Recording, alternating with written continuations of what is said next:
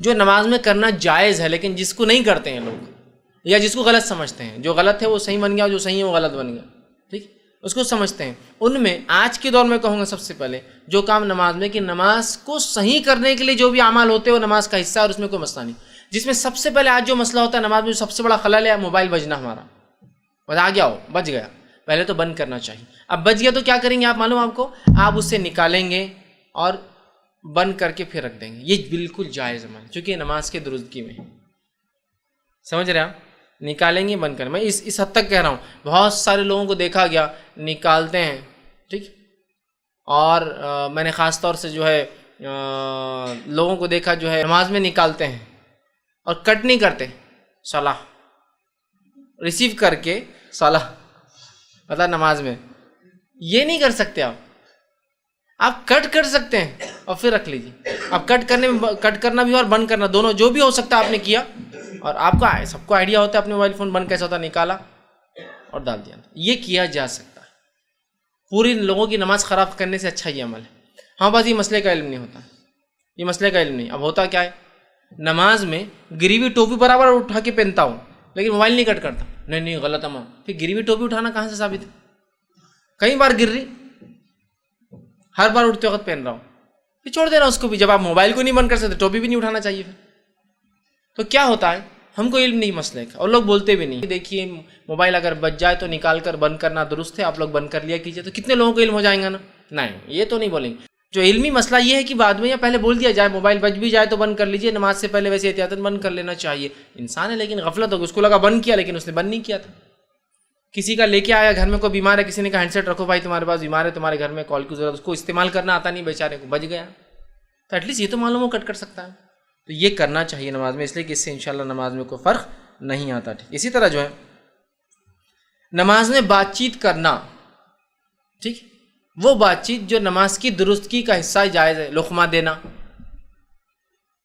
دینا، سبحان اللہ کہنا غلطی ہونے پر، ٹھیک ہے، یا ایسی حرکت کی عورتیں آواز کرے کہ امام سمجھ جائے کہ اس سے کچھ نہ کچھ غلطی ہو رہی ہے، یہ تمام چیزیں نماز کے اندر بھی یاد رکھیے جائز ہے، اس میں کوئی مسئلہ نہیں، ٹھیک، اسی طرح کوئی معمولی سا کام ایسا کرنا جیسا کپڑوں کو سیدھا کر لینا، معمولی سا بکثرت کپڑوں کو سمیٹنا منع ہے، یہ تو معمولی سا کام جو ضروری بھی ہے کپڑے کے تعلق سے وہ کرنے میں کوئی حرج نہیں، یہ سب کر سکتے ہیں، ایک بٹن سے دوسرا بٹن مل گیا، جب آپ اٹھے پورا شرٹ ہی اٹھ جا رہا ہے اوپر، ہوتا ہے نا کبھی، تو خالی آپ نے معمولی سا کھینچ لیا اس کو نیچے، یہ ہو سکتا ہے، لیکن یہ نہیں کہ آپ نے چھوٹا شرٹ پہن کے پورا ٹائم کھینچ رہے ہیں، وہ میں نے بس تفصیلات لے لی، معمولی سی کوئی حرکت آپ کر سکتے ہیں جو نماز کو صحیح کرنے کے لیے، اسی طرح کھانسی کا آ جانا جو کہ اس کے بغیر چارہ نہیں ہوتا انسان کو، چھینک کا آ جانا جو کہ اس کے بغیر چارہ نہیں ہوتا ہے، اسی طرح جمائی کا آنا اور اس کو آپ کا روکنا، اس لیے کہ آپ نے حدیث سے فرمایا جمائی کو روکو، اسے لینا نہیں چاہیے، ٹھیک، یہ کرنا، لیکن کھانسی آنے پر ٹھیک ہے آپ کوشش کریں کہ اس کو روکے، لیکن جو مجبوری ہیں وہ تو ہوں گے، ہمارے پاس ہوتا ہے کہ نماز کے حالات میں اگر چھینک آ رہی ہے تو اس کو ایسا تو بھی روکتا ہو نماز کے تھر کانپتے ہوئے، جو کہ چھینک مشکل ہوتی ہے، اور جمائی جو نہیں لینا ہے وہ نمازوں میں چالو ہے، کنٹینیو نمازوں میں جمائی، جو لینا ہے اس کو روکتا ہے، جو نہیں کرنا ہے وہ شروع ہے نماز میں، جمائی لینے سے آپ صلی اللہ علیہ وسلم نے منع کیا، اس لیے کہ آپ نے فرمایا جب ایک مومن کرتا ہے تو شیطان اس پر سستی طاری کرتا ہے، امت کو سست، لہذا فرمایا جمائی نہ لیا کرو، اور آ جائے تو منہ پکڑ کر روکو، اس کو مت نہیں لینا چاہیے اس کو، تو چھینک ہے، کھانسی ہے، فطری جو ہے، خاموخواہ ڈکارے نہیں لینا چاہیے، فطری طور سے آ گئی ایک الگ بات ہے، اس کو بھی روک سکتے ہیں آپ، وہ ایسی چیز نہیں، سے چھینک مت روکے، چھینک روکنے سے بہت سارے نقصانات ہوتے ہیں یاد رکھیں، لیکن باقی چیزوں پہ آپ کنٹرول کر سکتے ہیں چاہے تو یہ فطری ہے۔ اسی طرح مجبوراً کھجلی، اتنی مطلب کسی کو بیماری ہے، خارش ہے، یا اچانک ہوتی ہے کبھی، تو تھوڑا بہت کر لینا ٹھیک ہے، لیکن کنٹینیو اگر پوری نماز چلتے رہیں گا درست نہیں ہوگا، ٹھیک، تو یہ بھی بہرحال جائز ہے۔ اسی طرح صف بندی اور صف درست کرنے کے لیے جو ہلچل ہوتی ہے سب بھی جائز ہے۔ نبی اکرم صلی اللہ علیہ وسلم صحیح بخاری کی روایت ہے، ایک مرتبہ تہجد کے لیے رات میں وضو کر کے کھڑے ہوئے، عبداللہ ابن عباس رضی اللہ عنہما یہ بھی آئے تھے، آپ سے کیسا رات میں عبادت کرتے دیکھنے، چھوٹے تھے لیکن دیکھے آپ نے وضو کیا، خود بھی وضو کیا، آپ نے رکعت باندھی، خود بھی آئے وضو کر کے اور رکعت باندھی، اور آ کر آپ صلی اللہ علیہ وسلم کے الٹے ہاتھ پہ کھڑے ہو کر رکعت باندھ لی۔ نبی اکرم صلی اللہ علیہ وسلم نے چونکہ مقتدی سیدھے ہاتھ پہ کھڑا ہوں گا امام کے، اگر دو ہی لوگ ہیں تو سیدھے، اور اسی سے پتہ چلے گا کہ یہ مقتدی ہے، آپ صلی اللہ علیہ وسلم نماز کی حالت میں ان کو اس ہاتھ سے پیچھے سے پہلے اسی الٹے ہاتھ سے ادھر دھکا دیا، اور پھر سیدھے ہاتھ سے پکڑ کے بازو لا کے کھڑا کر دیا. سمجھا؟ تعلیم دے رہے ہیں کہ سیدھے ہاتھ کی طرف کھڑا رہیں گا مقتدی اگر دو ہے تو، الٹے ہاتھ کی طرف نہیں. تو آپ نے دھکا دیا اور ادھر سے پکڑ کے لا کر ادھر کھڑا کر دیا.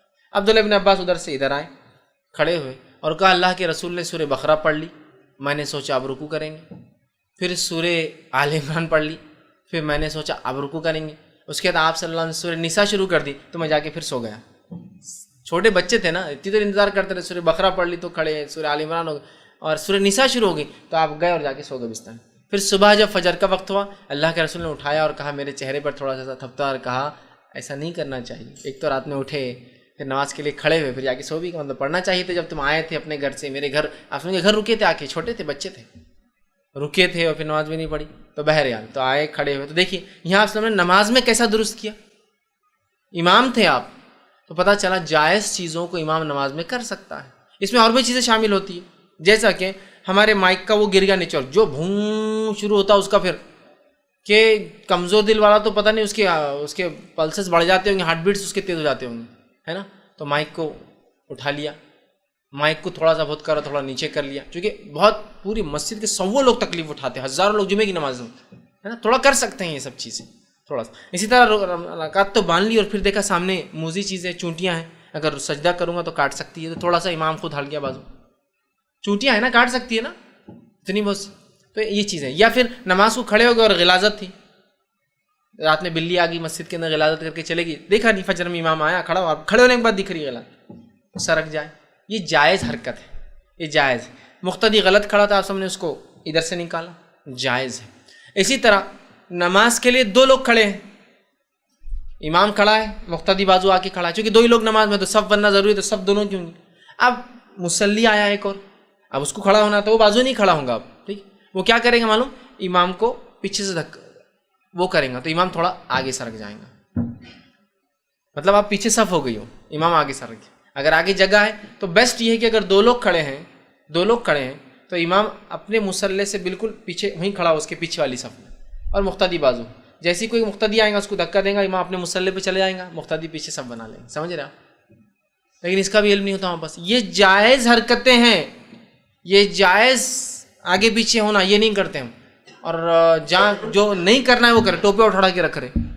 میں نے دیکھا ٹوپی گر کے رول ہوتے ہوئے دور گئی تو نماز میں پورا آگے جا کے بھی لے کے آتے اس کو اپنے پاس، جو کہ نہیں کرنا ہے.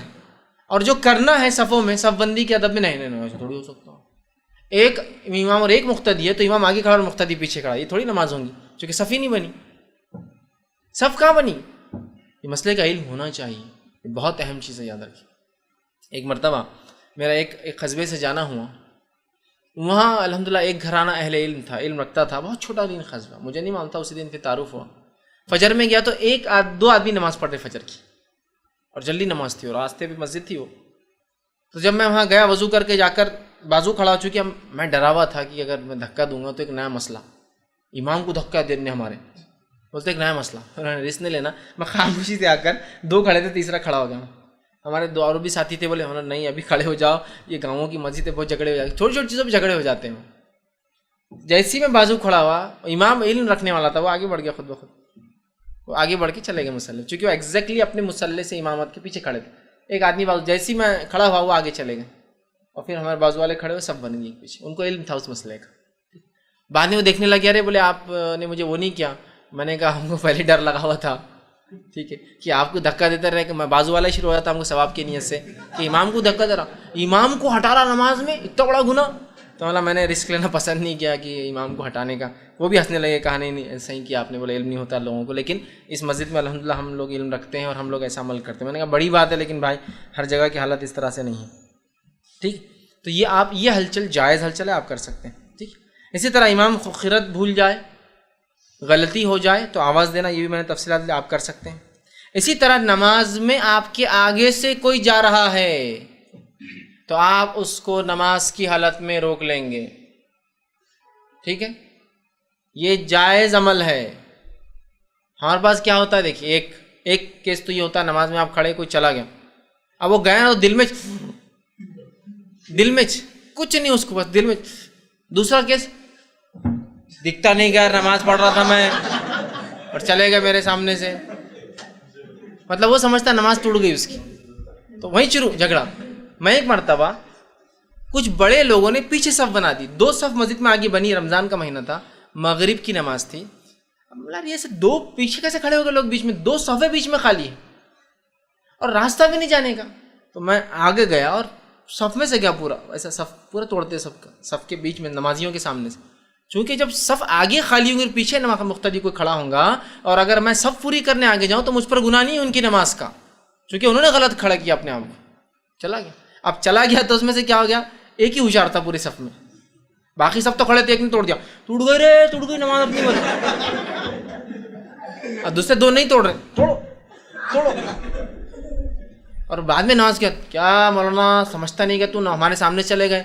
मैंने कहा क्या जाहिल है, तुम पीछे वैसे ही खड़े हो गए, मतलब मौलाना ज़्यादा समझता ना, मौलाना बोल रहे ना, तो क्या जाहिल है, तुम पीछे खड़े हो गए सब बना के। नहीं बोले मेरे को जल्दी जाना था, अगर ऐसी सब जल्दी जाएंगे तो मस्जिद अंदर रहेंगी और सड़क पे नमाज पढ़ के लोग निकल जाएंगे, जल्दी थी कहते उनको, तो पीछे सब बना ली उन्होंने। हो सकता दावत होंगी, रस ज़्यादा होगा तो वो दावत में से इधर नमाज सफ़ नहीं मिलेंगी तो घर छोड़ के यहाँ ना बढ़ाऊँगा। आप लगा कि यार दस्तर तो जब भी बिछ जाता, सफ़ मगरिब होते लोग पढ़ा यार दस्तर बिछ जाता, तो पीछे खड़े हो गए। तो मैंने कहा क्या जाहिल, तुमको इतना भी नहीं समझा कि तुम ऐसी सफ़ नहीं बना सकते। तो कुछ नहीं, खामोश हो गया था, चूँकि गलती उनकी थी और तुड़ा भी दिया उसने। तो 2 होते हैं वहाँ पर, एक तो या तो दिल में कुड़ते हैं, दूसरा नमाज तोड़ देते हैं। आपको क्या करना है, जब कोई नमाजी के आगे से आप फरमाते हैं उस शख्स को वो रोक लेगा। हदीस के अल्फाज क्या है देखिए, सही बुखारी और सही मुस्लिम की, जब कोई सुतरे के तरफ मुंह करके नमाज पढ़ रहा हो, अब इमाम के आगे जो है वो उसका सुतरा हो जाता है, लेकिन अगर मैं अकेला पढ़ रहा हूँ तो मेरे आगे कोई चीज़ है तो वो मेरा सुतरा है, और कोई उसके आगे से गुजरना चाहे, मतलब वो सुतरे की लिमिट के अंदर से, सजदागाह के अंदर से, तो आप फरमाते आगे से गुजरना चाहे तो इसे रोक दे।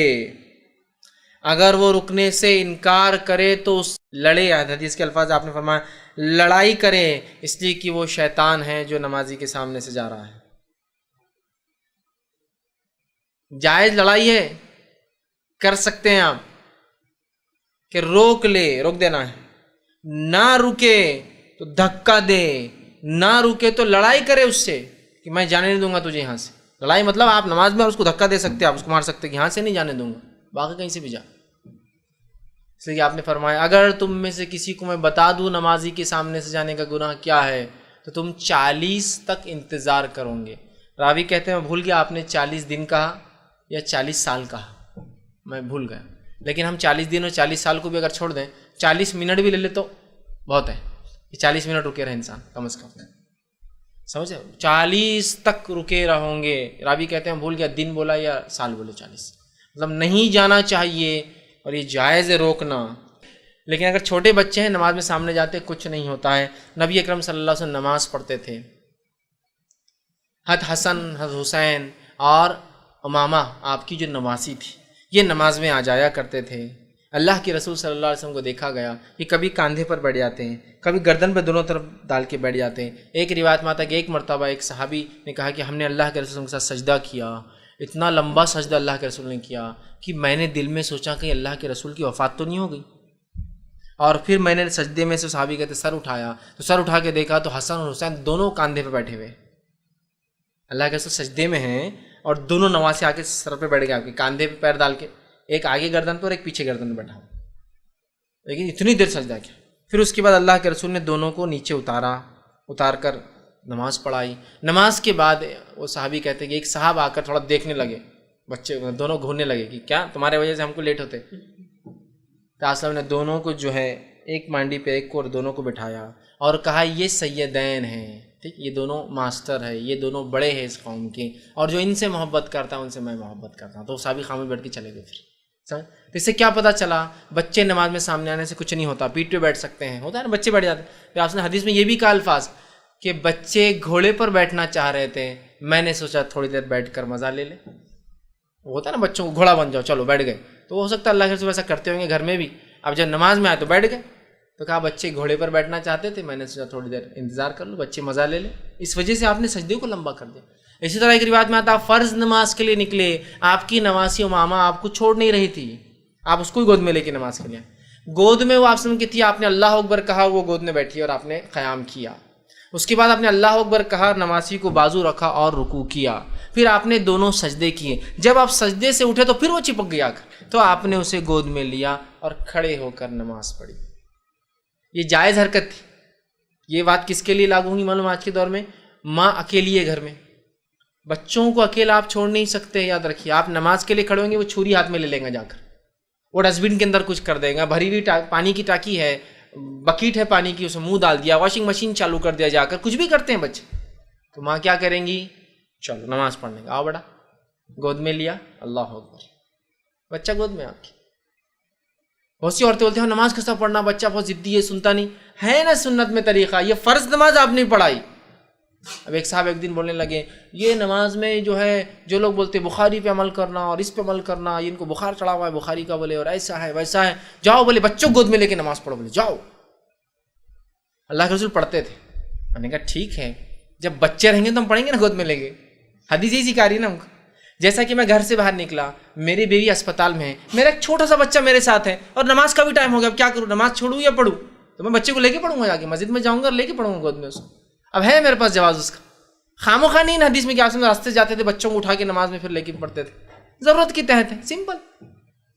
وہی صاحب ایک دن بیان دینے لگے حسن اور حسین کی فضیلت کہ کہا یہ حسن اور حسین آ جاتے تھے، نبی اکرم صلی اللہ علیہ وسلم کے پیٹ پہ بیٹھتے تھے نماز میں، سامنے جاتے تھے، حسن کو لے کے نماز پڑھتے۔ میں نے کہا اب کیا ہوا، اب فضیلت بیان کرنے میں حسن اور حسین کی، اب برابر وہ روایتوں کو بیان کرتے ہو، یس، اس سے تو مسائل نکل رہے ہیں۔ تو ایک انسان جو ہے نماز میں اگر بچے کو لینا ہو اور اس کی وجہ سے کوئی حرکت پڑھے، جائز حرکت ہے یہ۔ ایک ماں ہے اکیلی، بچہ ہے گھر میں، ایک بڑا ہے ایک چھوٹا ہے، دونوں لڑ سکتے ہیں آپس میں، چلو بڑا بازو کھڑے کرو، چلو ادھر سے آؤ، چھوٹے کو آپ نے گود میں لے لیا، نماز نہیں چھوٹیں گے، یا پھر سامنے بٹھائیے، یہاں سے ہلنا نہیں، اگر آپ کو پتہ ہے بچہ نہیں ہلتا تو ٹھیک۔ اور بہت سی عورتیں پوچھتی ہیں نماز کو کھڑے ہو گئے، بچہ پاس سے چلا گیا، اب رسک ہے، ڈر ہے، کھانا بن رہا ہے، فلاں ہے، کیا کرے؟ نماز کو توڑ دے آپ، انسانی جان سب سے اول ہے، یاد رکھیے۔ نماز توڑ دے، بچے کو لائے اور گود میں لے کے پڑھے، پھر آپ کو پتا ہے بھگ جا رہا، رینگنا شروع کر دیا ہے، اکیلی آپ گود میں لے کر پڑھے، سنت سے ثابت ہے یہ چیز۔ آپ کی نماز کی ایک بار ضد چھوڑ نہیں رہی تھی، آپ نے گود میں لے کر پڑھا۔ اسلام بہت آسان ہے، یاد رکھیے، یہ سخت اور مشکل دین نہیں ہے۔ یہ ایسا بھی نہیں ہے کہ آپ کے فرائض کے لیے آپ کو زندگیوں کو داؤ پہ لگانا پڑے، کہ آپ ٹرین میں نماز پڑھنا چاہ رہے، بچہ آپ کہیں بھی چل رہا، آپ ٹرین میں نماز نہیں توڑ سکتا، بچہ کہاں گیا وہ فکر بھی لگی، تو نماز تھوڑی ہو رہی ہے آپ کی۔ ثانی ذہن تو اپنے بچوں کی حفاظت میں، سامان کی حفاظت میں، سامان کو سامنے رکھ دیا، بچے کو بیچ میں لا کے بٹھا دیا اور پھر نماز شروع کی، بچہ بھی سامنے، سامان بھی آرام سے اطمینان سے نماز پڑھی۔ یہ سمجھنے کی ضرورت ہے، یہ جائز حرکتیں ہیں جو کر سکتے ہیں۔ تو آگے سے گزرنے والے کیا کرنا ہے؟ روکنا ہے۔ نماز کی حالت میں موذی چیز آ گئی، نقصان دہ چیز، سانپ، بچھو یا کوئی ایسا کیڑا کاٹا جو نقصان دہ ہوتا ہے، تو آپ سے میں نے فرمایا اور کہا، حدیث کے الفاظ ہیں، آپ نے کہا کہ اسے فوراً قتل کر دو، حدیث کے الفاظ اس طرح، سنن ترمذی کی جو روایت ہے، آپ نے فرمایا نماز میں دو چیزیں، سانپ اور بچھو آ جائے تو اسے قتل کر دو، چونکہ یہ خطرناک ہے۔ آپ نماز میں کھڑے، آپ بعد میں بھی اگر ماریں گے اور کہیں چھپ گئے گھر میں جا کے تو کتنے دن تکلیف ہوتی ہے آدمی کو، کہاں چلے گیا، بچوں کی جان کا ڈر، یہ ڈر، فوراً مار دو۔ آپ نے کہا نماز میں بھی آپ ان کو مار سکتے ہیں۔ جیسے آپ نماز کی حالت میں کوئی چیز بازو لے کے آپ کو لگتا ہے کہ شارٹ میں ختم ہو جائے گا تو وہ کر دیجیے، لیکن سانپ ظاہر سی بات ہے ایسی چیز نہیں ہوتی، بچھو ہلو چلتا ہے، تو ظاہر سی بات آپ کو نماز توڑ بھی سکتے ہیں۔ آپ نماز توڑ دیجئے، اس کو ختم کیجئے، آ کر اپنی نماز کنٹینیو کریں، ٹھیک۔ آپ سمجھ ایک حدیث سے فرمایا، آپ نماز پڑھ رہے تھے اور آپ کو بچھو نے آ کے کاٹ لیا، آپ نے کہا اللہ بچھو پر اقرب، اس پہ لعنت کرے، اور آپ نے اس کو مار دیا، ٹھیک۔ اور فرمایا اگر کوئی بچھو اور سانپ کو نماز میں بھی پائے تو کیا کرے؟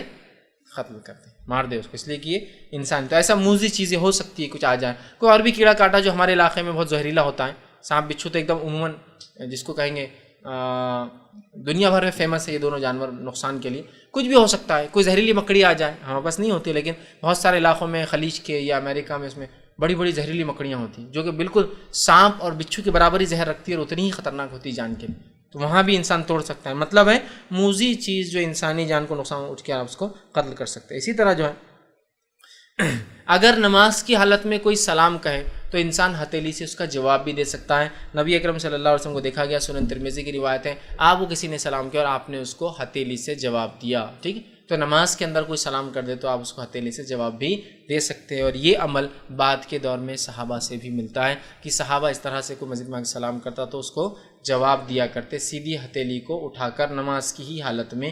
یہ بہرحال جائز حرکتیں ہیں جو کی جا سکتی ہے، وہ تھیں جو منع ہیں اور وہ تھی جو نماز کو باطل کرتی ہیں۔ تو آج 3 باتیں ہم نے دیکھی، وہ اعمال حرکت اور سکنات جو نماز میں درست نہیں، جائز نہیں ہے، وہ عمل جو باطل کرتے ہیں، اور وہ عمل جس کو ہم سمجھتے ہیں غلط ہے لیکن وہ جائز ہیں، اور وہ تمام باتیں کچھ نہ کچھ حد تک میں نے کوشش کی کہ جمع کر کے رکھوں۔ ہو سکتا ہے کچھ باتیں چوکی ہو تو سوال جواب کے سیشن میں آپ اس کو کمپلیٹ جو ہے اس میں سوال کر سکتے ہیں۔